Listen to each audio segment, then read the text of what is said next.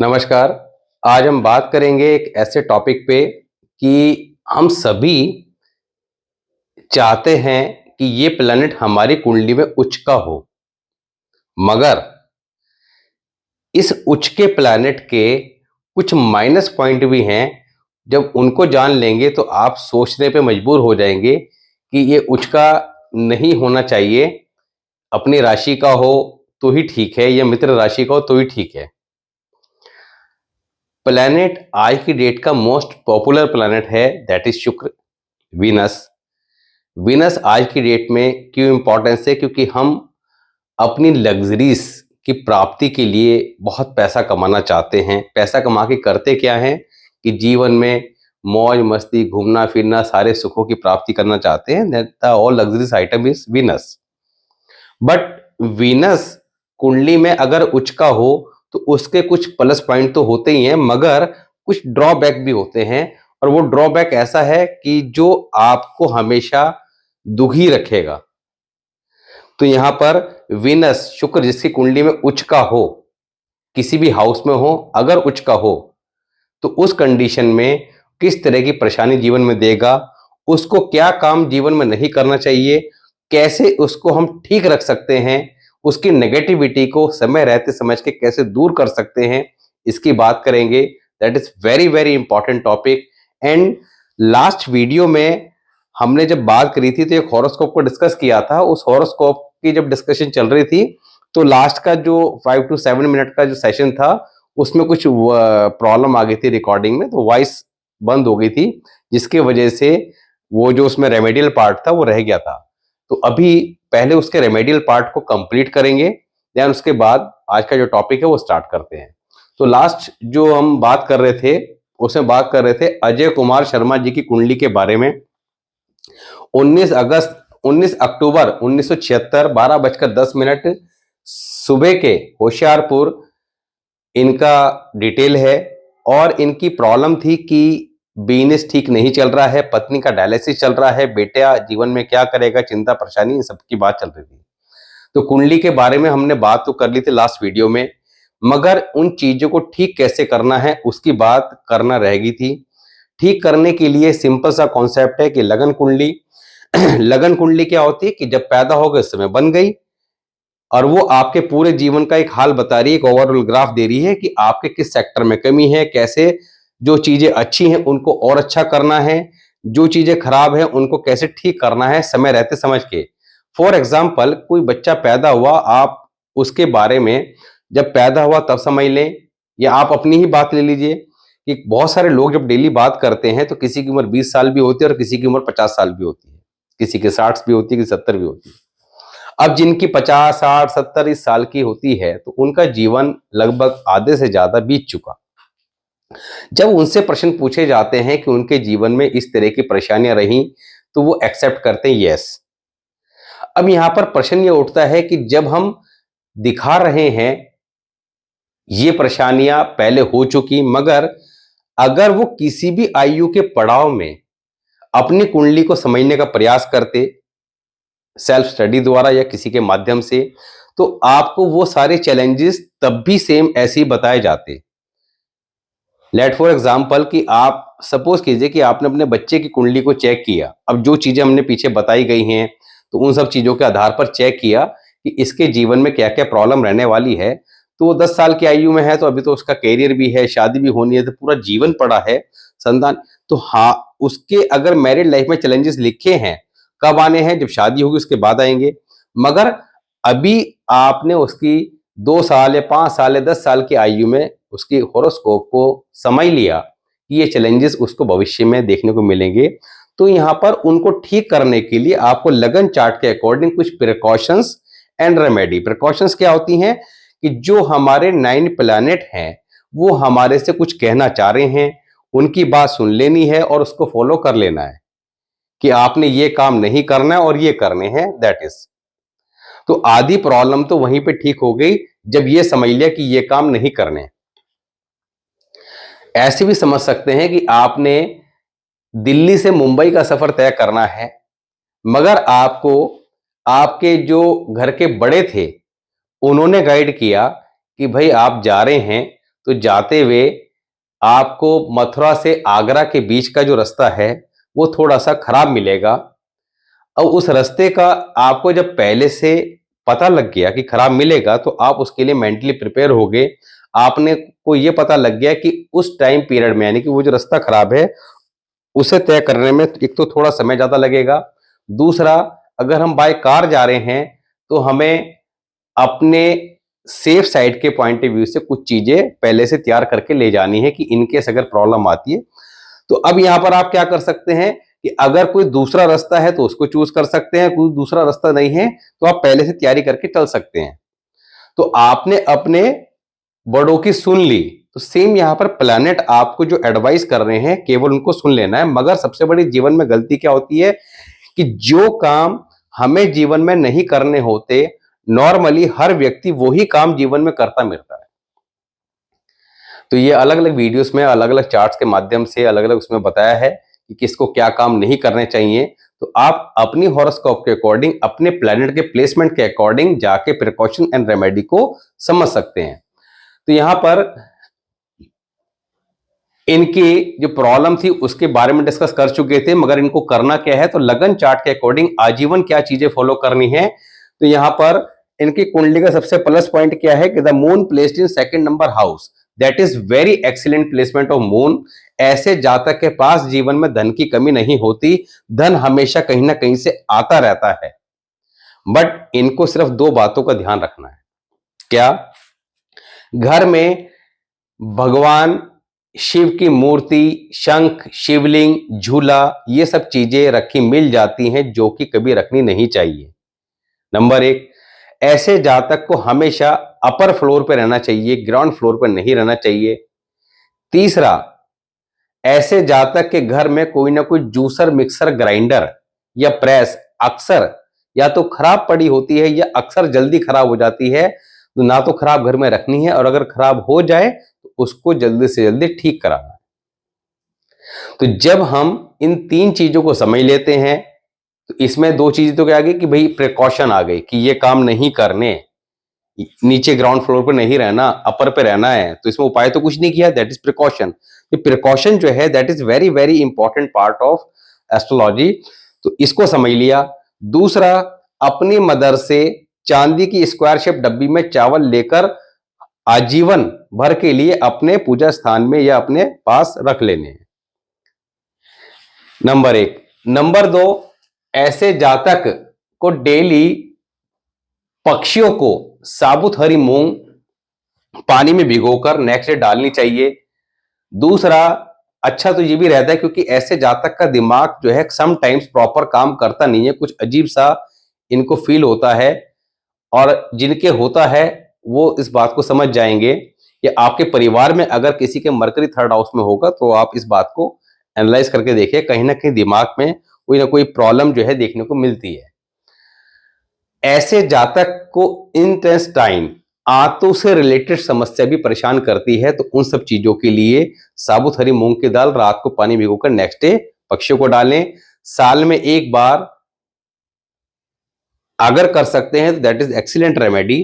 साल में एक बार अपने जन्मदिन पर अपनी आयु जितने पूरे हो गए हैं वर्ष, उतने पैरट, तोते खरीद कर कहीं दूर स्थान पर ले जाकर उनको पिंजरा खोल के आजाद कर दें।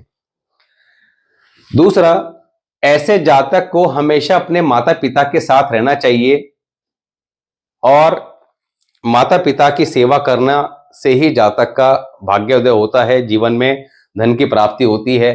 नॉर्मली ऐसे जातक के लिए भी पहले बताया था लास्ट वीडियो में कि माता पिता के साथ नहीं रह पाते, दूर चले जाते हैं। चांदी की गोल डब्बी में शहद भरकर परमानेंट अपने घर में रखें। गले में चांदी की चेन पहन के रखें। माथे पर, दोनों कानों पर, गले पे, कंठ के स्थान पर, नाभि पर, हाथ धोकर जीभा पर केसर का तिलक नियमित रूप से लगाएं। ये सारे काम आजीवन भर के लिए अवश्य कर लें। चांदी का चौकोर टुकड़ा 1 इंच और 1 इंच अपने पर्स या पॉकेट में हमेशा रखें। तो ये काम हमेशा के लिए करने ही करने हैं। बात करते हैं मेन उपाय की। मेन उपाय में क्या करना है? इस साल एक तो मीठा नहीं बांटना, ना ही किसी प्रकार का कोई सेलिब्रेशन करना है। दूसरा, आपने बुधवार बृहस्पतिवार को छोटी कन्याएं, अब यहां पर सेलिब्रेशन नहीं करना है, तीज त्योहारों पर मीठा नहीं बांटना है, ऐसे नॉर्मली लोगों को बांटने में अवॉइड ही कीजिएगा, मगर उपाय के रूप में यहां पर करने में बुराई नहीं है। बृहस्पतिवार के दिन छोटी कन्याएं, छोटी कन्या किसको बोलते हैं, 10 साल से कम उम्र की जो कन्या होती है, इनको बेसन के लड्डू बांटने हैं एवरी थर्सडे करें, बहुत अच्छा रहेगा। दूसरा,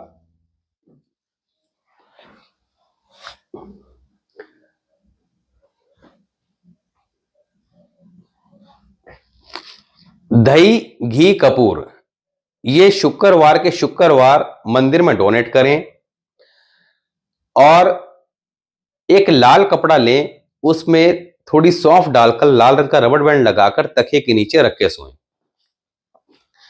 डेली गंगा जल के छींटे अपने ऊपर डालें और तांबे के लोटे में गेहूं व गुड़ भरकर, तांबे के लोटे में गेहूं व गुड़ भरकर 6 संडे लगातार मंदिर में डोनेट करें।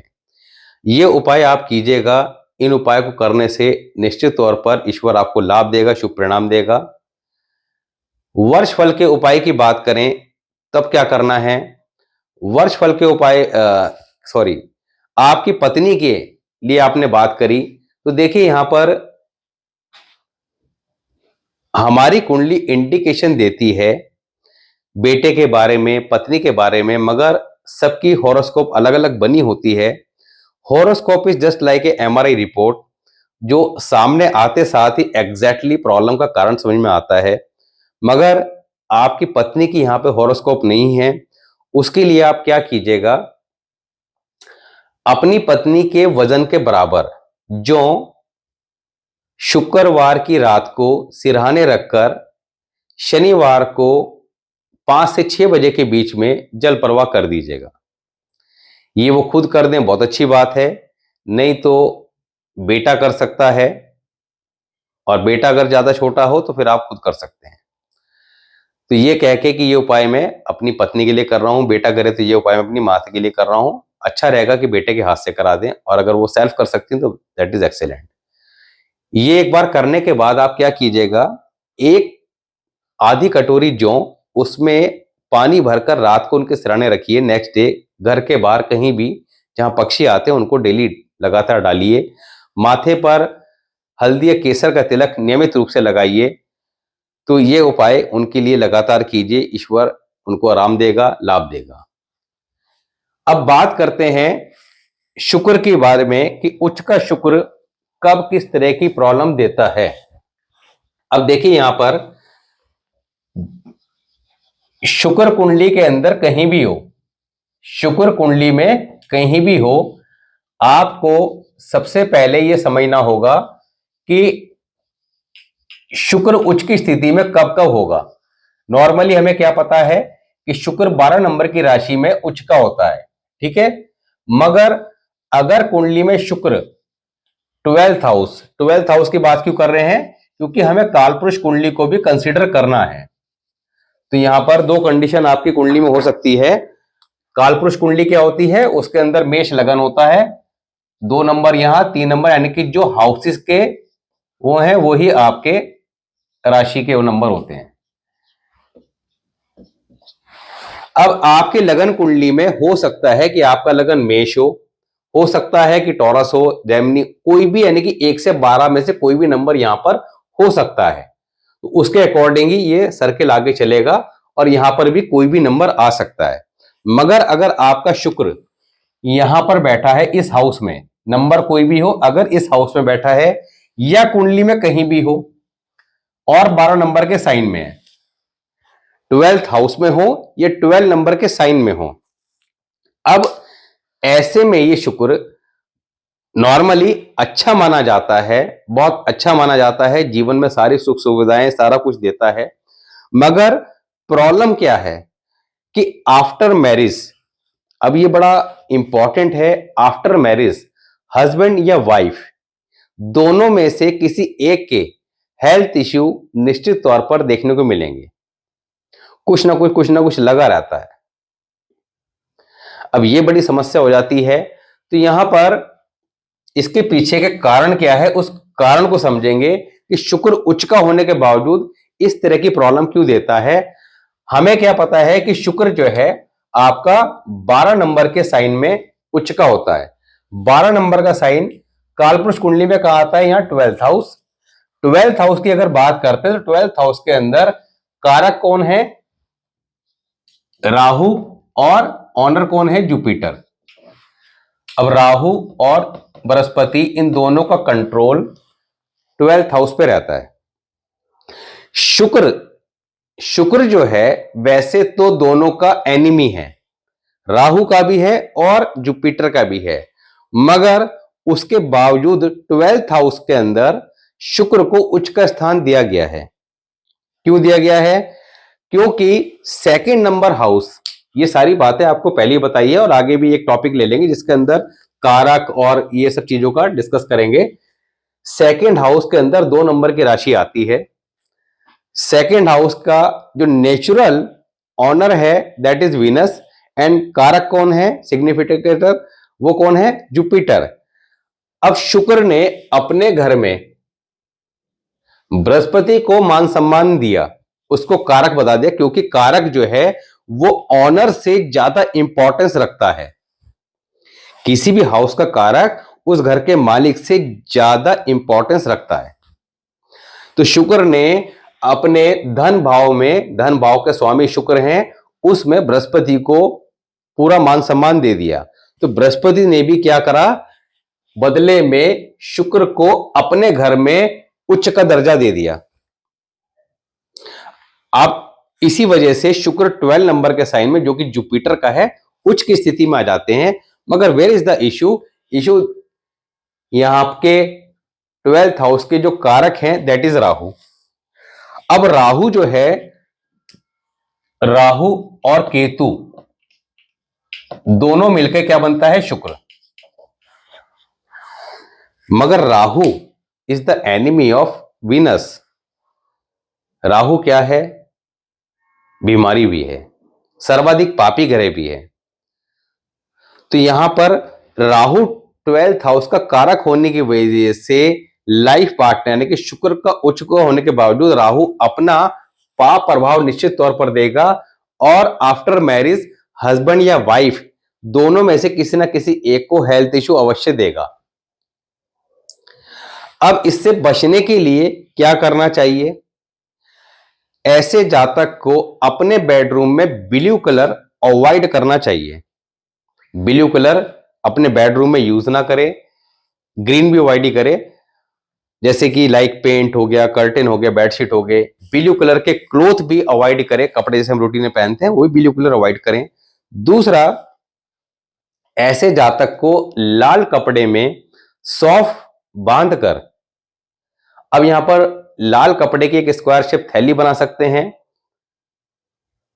4 इंच बाय 4 इंच की, बहुत अच्छा है। नहीं बना सकते तो एक लाल कपड़ा लीजिएगा बिना सिला, उसमें सौंफ डालिएगा 2-3 मुट्ठी, उसकी एक लाल रबर बैंड लगाकर पोटली बना लीजिएगा और तकिए के या गद्दे के नीचे रख के सोएं। ये इसके लिए बेस्ट रेमेडी काम करेगी, और ये आजीवन करना है, क्योंकि अगर लगन कुंडली में है तो ये फॉर्मूला काम करेगा, वर्षफल में नहीं। दूसरा, ऐसे जातक को एक और बात ध्यान रखनी चाहिए कि ऐसे जातक को जिसका शुक्र कुंडली में 12th हाउस में हो या 12 नंबर के साइन में हो, कभी भी ऐसे व्यक्ति से या ऐसी लड़की से शादी नहीं करनी चाहिए जिसका शुक्र 12th हाउस में हो या 12 नंबर के साइन में हो। अदरवाइज यहां पर मैरिड लाइफ में चैलेंजेस बढ़ जाते हैं, तो ऐसे जातक को इस बात का विशेष ध्यान रखना चाहिए। दूसरा, ऐसे जातक